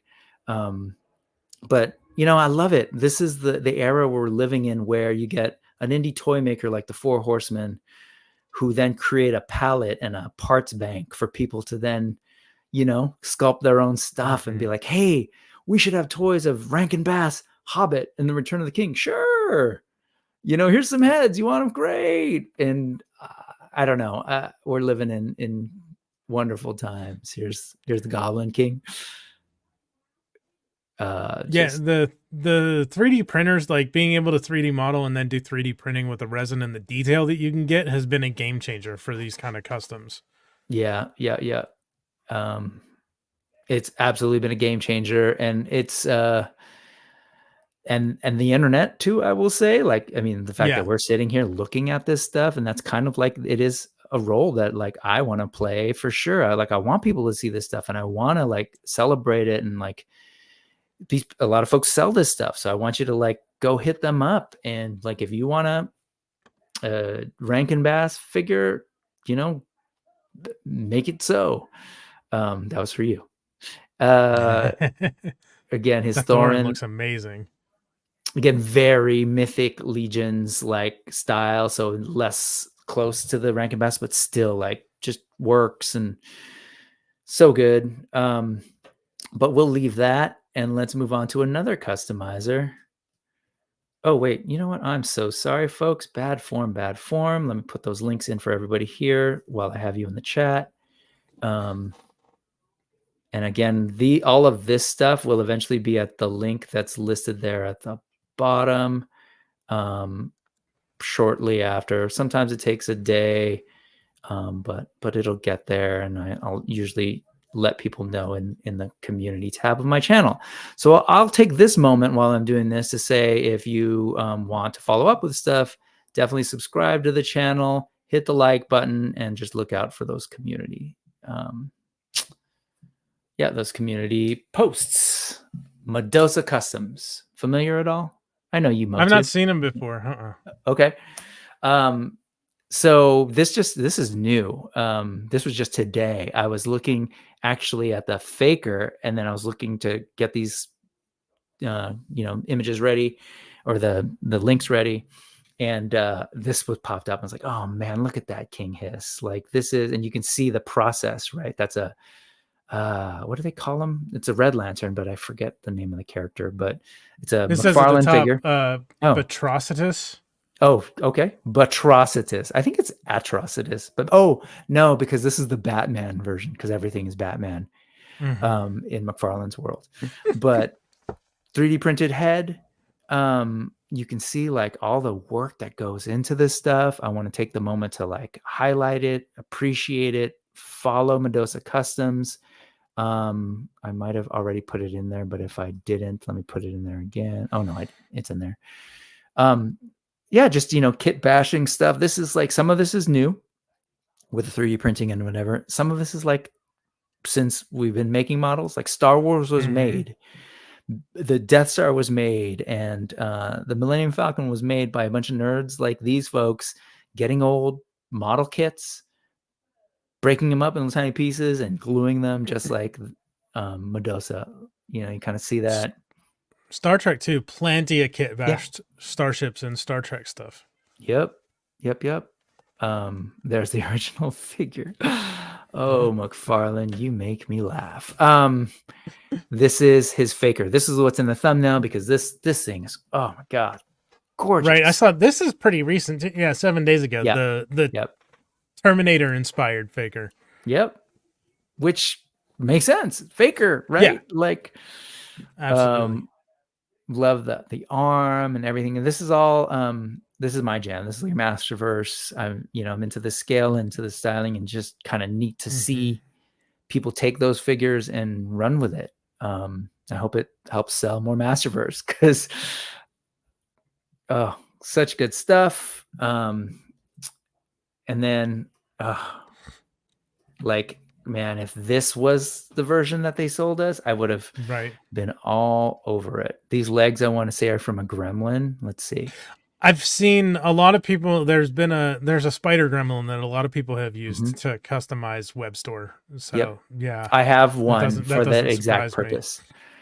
Waiting for me to finally get around doing, but I was going to do it with a Mythic Legions web store tribute figure. He's skinnier. Doesn't say where it came from, but I'm pretty sure that's going to be in another post elsewhere, and you can check out. But just a quick look, and these are all like, just with a little bit of paint love. It's these aren't like with all that extra stuff going on, except for maybe the guns. But these figures, man, they can be taken to these amazing places. So that's that. Last customizer, Arthas Zoran. Man, yeah, agreed. Really freaking cool on that web store, and absolutely. Arthas Zoran is getting a lot of folks' attention as a Legions, or their Legions customizer that I heard a lot of people talking about coming out of Legions Con. They've been around for a little bit, been posting on the Cabal and on Instagram, and just really cool takes. Like these Mythic Legions customizers aren't afraid to like bring in other things. Like these are other body parts from other figures, as we've seen. And I'm in love with the creativity and like where it can go. This is like not that different from what you're doing with a D&D line, right? You're just like a fan. Like, hey, what if they just are doing it with plastic, and like, hey, what if this figure existed? Sorry, just gorgeous stuff. I am trying to work in some of Arthas's stuff into my collection. Oops, let me make sure I'm putting links in. And so we're in conversation right now, and I'll sort of share. Don't snipe me, but I'll share anyways, because there's a figure that Arthas shared at one point that was just, I was like, man, I need that figure. And I'm going to see if I can work it in, and I'll show you that at the end. But just going to give you some quick snippets as we just scroll through. Just really beautiful stuff. Color choices, composition in terms of like what pieces go where. But weird combinations, like random wolf heads coming out of your snake body. And then there's always like cool stories too, like poisoned by a goddess, Scylla. Oh, Scylla in the Charybdis. Scylla was a victim of jealousy. This once fair maiden was turned into a sea monster that lived on shore, etc. So, not an original story, but still a cool one. Yeah, she's awesome. Scylla and Charybdis. It's Greek, I want to say. I'll confess the reason it sticks out in my head is because of the police. There's a police lyric. I'll be using Mythic Legion's wings as arms to make this character. It's a werewolf bat Medusa hybrid. This totally reminds me of Ghostbusters. You remember that RGB Real Ghostbusters episode where the vampires versus the werewolves and they bite each other? So the werewolves become vampires and then the vampires become werewolves and then they start getting these weird hybrids in between. I don't remember that one. Okay. It's been a while since I watched any RGB. But just cool stuff. And a Ganesha. Gorgeous. This was one that I was interested in, but I'm gonna wait a little on this one. But I love for those unfamiliar with Mythic Legions, some of these, like, they don't have this sort of body type, that torso. So people are printing and selling that torso and it pops right in. The Four Horsemen are really great about like supporting the community in that way. They just have particular rules about things you can and can't use. So like, I forget which parts, but there's like certain body parts you can't, because ultimately they want you to still buy their figures. They don't want you like creating your whole new figure. But you can do your own torsos and whatever. Gorgeous stuff. I don't think I put this in the link. Wait, first this one. Looks like, okay, and then the Ganesha as a snake. Cool stuff. I love Arthas's work. Just wanted to highlight it. I haven't had a chance to highlight it in the past. Cool, just this is like I said, kind of what you're saying. Like, what if we got these toys too? And I know this. I'm assuming this probably just feeds into that thing with you, like, why can't we just have Dungeons and Dragons? Yeah, like the characters. Yeah. I know the creatures that I know and the character. Yeah, I know. I mean, Legions are cool. I'd never jumped into them. Like that knave from that they revealed at Legions Con has me tempted though. Like she's a cool looking figure. Absolutely. And this is like a skeletal harpy almost here. On this. Yeah. And then this is one that I do know is available. It's for ogre scale. I have just a standard ogre scale green. I forget what he's called. He's like a half orc or something. That's not right, but whatever. I want that head, very like Thai influenced. That I'm just like, oh, that would look so good on the ogre. Or it's so detailed. Yeah. So much so detail this is on it. An ogre scale. So they're like 9.5 inch tall.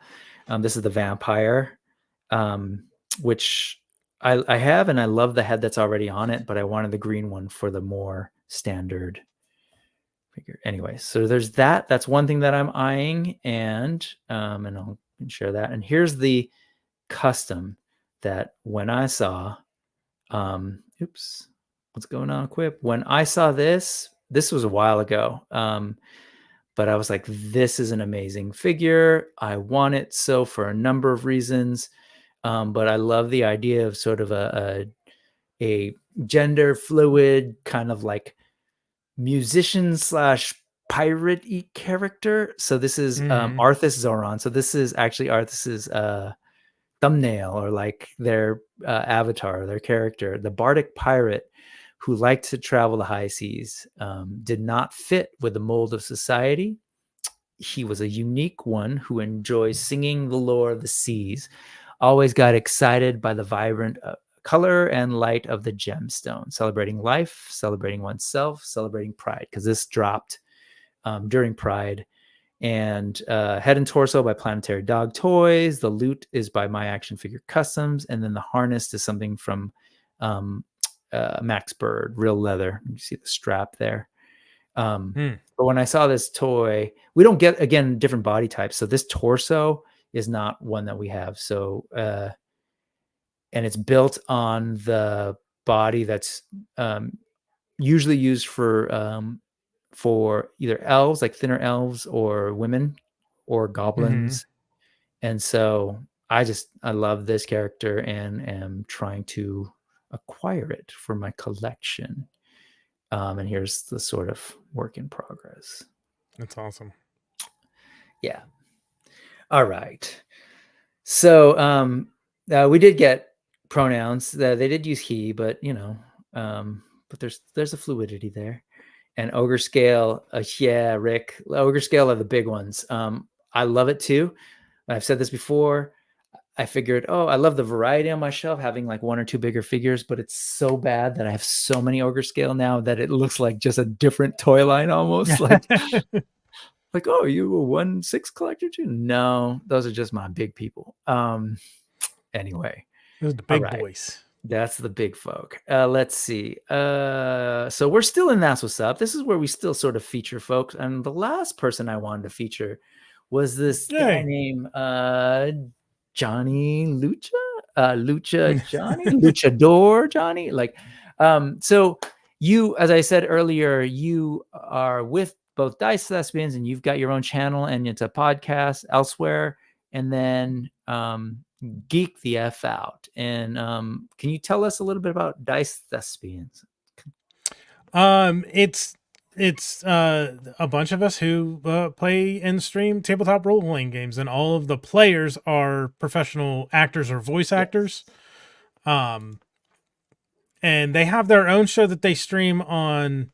I say their own show. We have a different, because I'm still new to it. It's coming up on, I guess, I don't know if it's been quite a year yet. So I'm still kind of feel like I'm just a collaborator, but I'm part of the thing at this point. There's a Tuesday night show. What's that? You say I don't know if you're a collaborator, because I know you at first when you talked to me about it, you were kind of doing like the tech stuff, right? Like sound. Or I thought that's how you pitched it to me, but then you're like, but you're running these games and you're featured in the in the videos and stuff. That wasn't always the case, right? No, I didn't do anything with them until we started this. The show that I run is called The Sundered Veil. It's an urban fantasy role playing game. It's kind of, I describe it as like the tone that I go for is a mix between Buffy the Vampire Slayer and the Dresden Files. Okay. So that's what I go for with that. And then Dice Thespians has a Tuesday night show, which is high fantasy D&D. There's a couple of different shows that they run. One's called Darklight.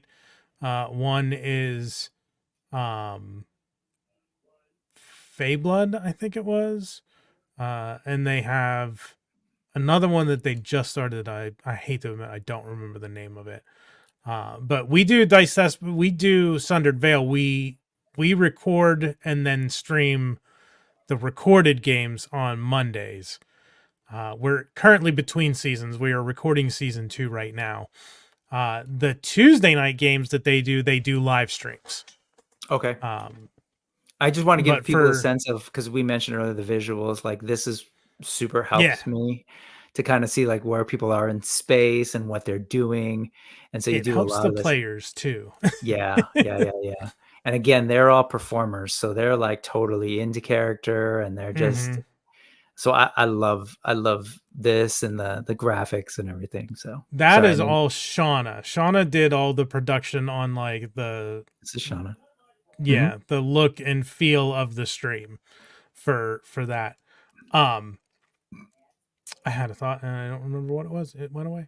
Oops. Never mind. So so there's a Tuesday show, and then there's the Sundered Veil. So the Tuesday is a live stream. Tuesdays they stream live games, yeah. And then, I'm not in any of those. Got it. Sundered Veil that I do is Monday nights. Between seasons right now, we're just finishing up recording season 2. I'm just curious, how ahead are you in terms of when were these recorded and then when do they finally get released? So for season 1, we were basically, we did a bank. We recorded like 3 episodes and then we're going to start airing. And then we weren't able to record. We got to the point where we were recording and it was premiering the next week. So this time we don't want to run into that because it gets stressful where, hey, we don't have anything to air on Monday. We need to record this weekend. If someone can't so we have recorded 8 episodes for season 2 so far. So we've got 2 or 3 left. And when we record those, then we'll start premiering them on Mondays. And do you do much editing? There's some Shauna does all that. Shauna does all that. So I'm not really sure how much goes. There's some editing to it, sometimes more, sometimes less. Yeah. But really most of it is just cutting out when we go, okay, wait, we need to pause because I can't hold it anymore. I need to go to the bathroom. Like sure. Or that doesn't make it into the final. Someone's cat comes in and knocks their camera down and they have to fix it. Like, I don't know why I'm so close up on that one. I'm back. It was a dramatic moment. It was. Yeah. Again, the visuals. Just fun stuff. So not a lot is cut out unless it's like breaks or if we get into, because one of the things I wanted to do with it, some of the live games, you get into a lot of like people going, wait, how does this work again? I don't remember how my ability works. How do we do it? What page is it on? Right. We cut all that out. So if there's a part where I have to look up a rule and be like, wait, because they throw me for a loop sometimes. And I'm like, I didn't plan for that. Stand by. I need to figure out what happens next. And then I'll look through books and try to figure out what's going on. And we'll usually then be like, okay, 3, 2, 1, we're back. And she'll cut that out. Right. But otherwise it's just cutting out dead space and pauses. As I was saying earlier with like the tabletop, the role of technology in making some of these things available, this is all, these are services, right? That you can kind of like load these things in. Again, this is not something that could be done before. And now it's totally there and available. We use Roll20 because it's what I'm familiar with. It's what I've used before. There's other ones out there. I don't know if they're better or worse. Amazing. It's just that's right. It was on Twitch too. That's right. Yeah, we stream it on Twitch, and then we're behind. We actually don't have all of season 1 uploaded to YouTube yet, but we're getting on that. And then when season 2 premieres, hopefully season 2 will premiere on Twitch because they are a Twitch affiliate or partner. I forget which one. Okay. And then they have to keep it's like a week of exclusivity to Twitch before the VOD video on demand gets uploaded to another platform. So it'll be like, it'll stream on Monday, it'll stay on Twitch for a week, and then when the next episode premieres, the previous week's episode will go up on YouTube. Got it. And of course, Geek the F Out. Tell the folks about that. I think they're kind of familiar. Kayla's been on before, but in case they weren't. It was born out of, Kayla had never seen any Star Trek except for the Chris Pine movies, the Kelvinverse stuff. And I have watched every minute of Star Trek that exists up to this point, except like the animated series.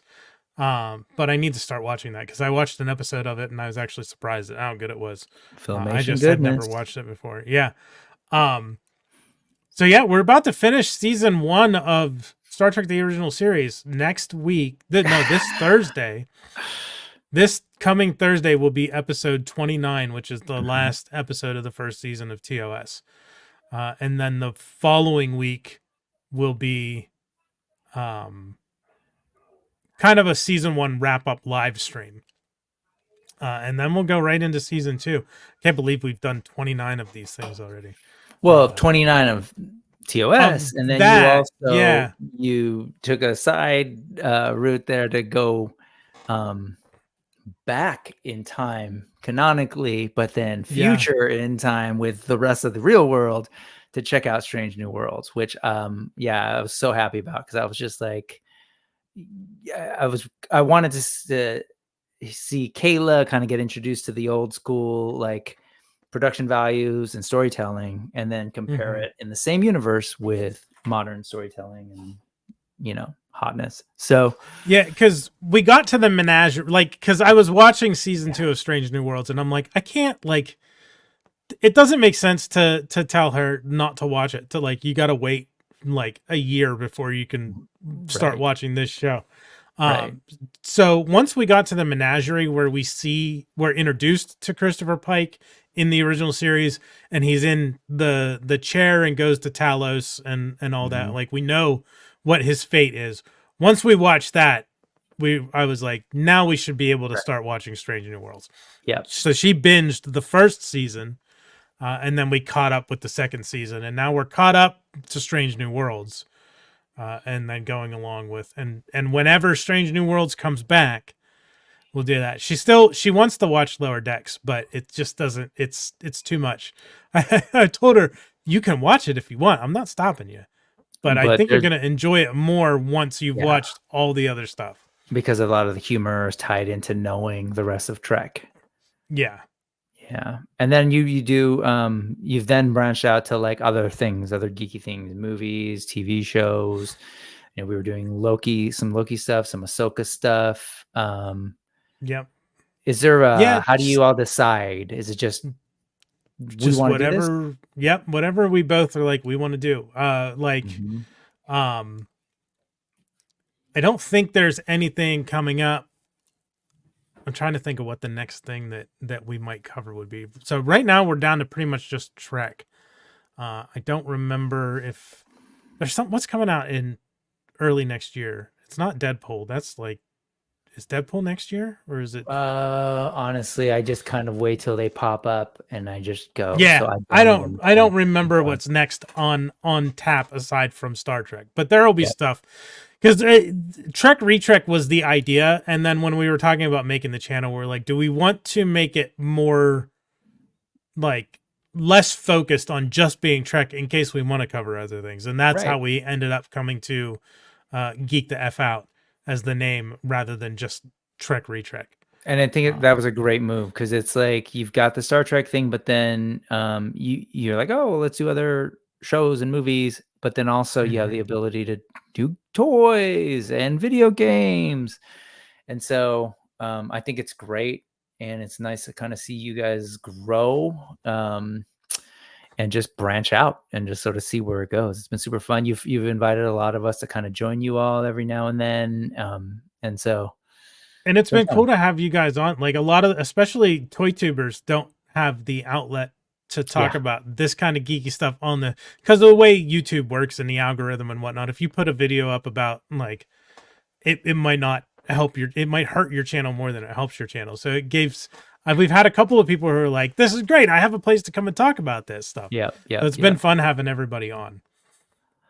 Yeah. And obviously it's been fun to be on. So whenever. All right. So let's shift a little bit before we wrap up, because you actually have a pretty active Instagram as well.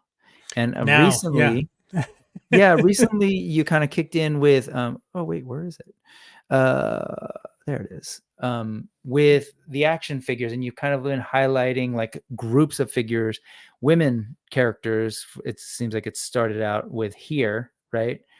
These collections of Joe's, and then there's like the Star Wars one, and I want to say, I'm pretty sure we did feature this. I forget.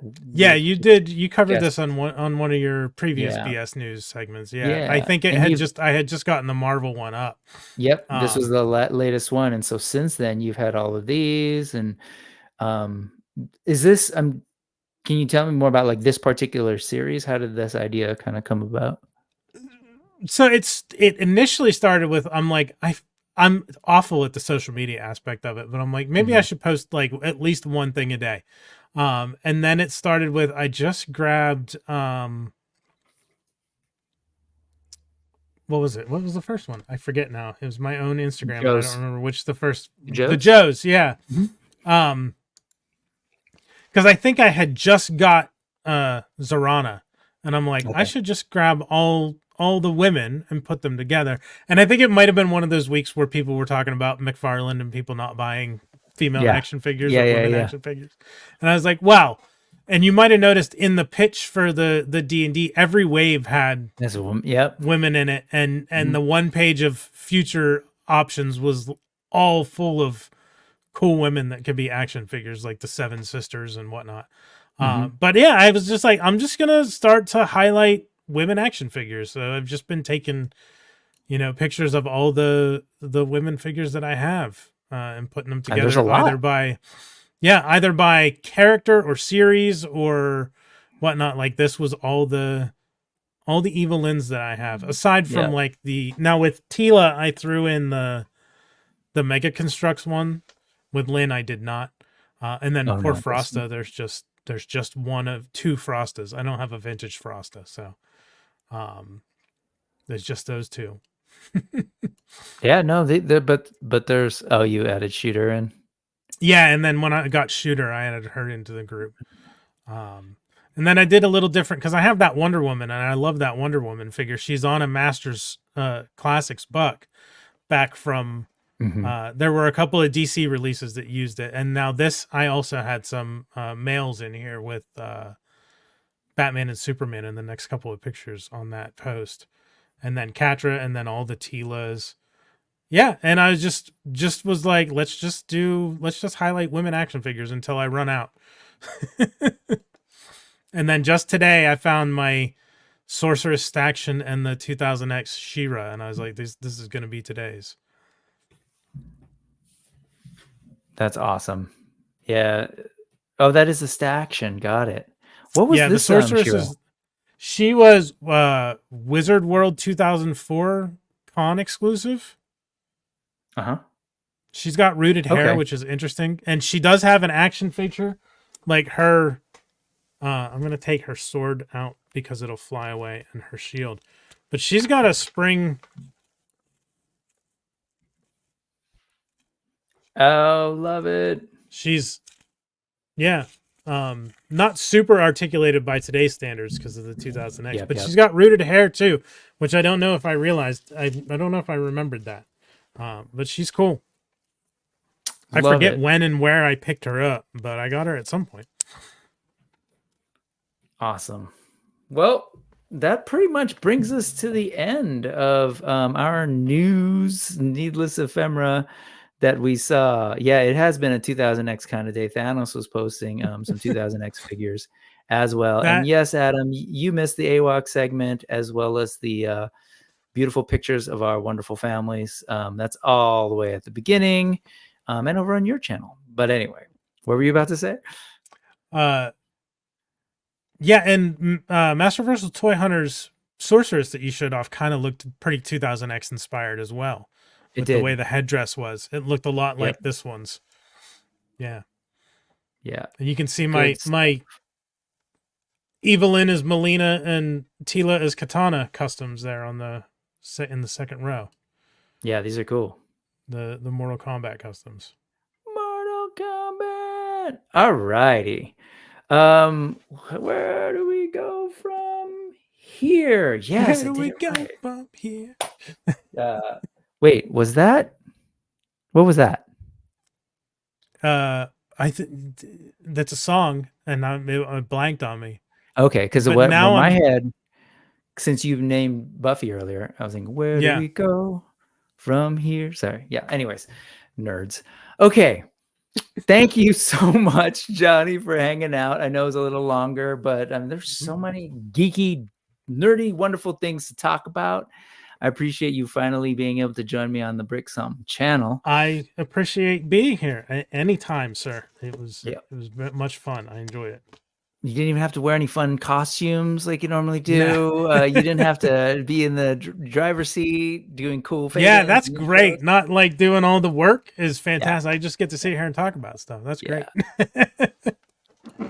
So anyway, what do folks, what should they know about the next thing? You kind of named it throughout, but I guess what's coming up this week? Tomorrow on Geek the F Out, we are recapping Kayla's experience at Fan Expo this weekend, where she okay. met William Shatner and Mark Hamill and Toby. No, not Toby Maguire. Wait, yes. Is there a Who's the Spider-Man? Hobbit? Frodo. Yeah, Frodo. Why am I blanking on his name? Elijah Wood. Elijah Wood. Yeah, Elijah Wood. Elijah Wood and Tobey Maguire are two of those actors who like came up around the same time, and they always like wires cross in my head. So Elijah Wood and the rest of the Hobbits from the Lord of the Rings trilogy. Yep. We're streaming about that tomorrow. I think it's 7 Pacific that starts. Okay. And then Thursday will be the episode 29 of Trek Retrek, Operation Annihilate, the last episode of the first season of Star Trek: The Original Series. And that's it for this week. There's nothing else on tap. We don't have anything on Friday. Friday is usually the night we cover the extras when like we have a movie or a different series. Right. Starting next Wednesday will be season 2 of Stranger Things. Yep. Because I have never watched.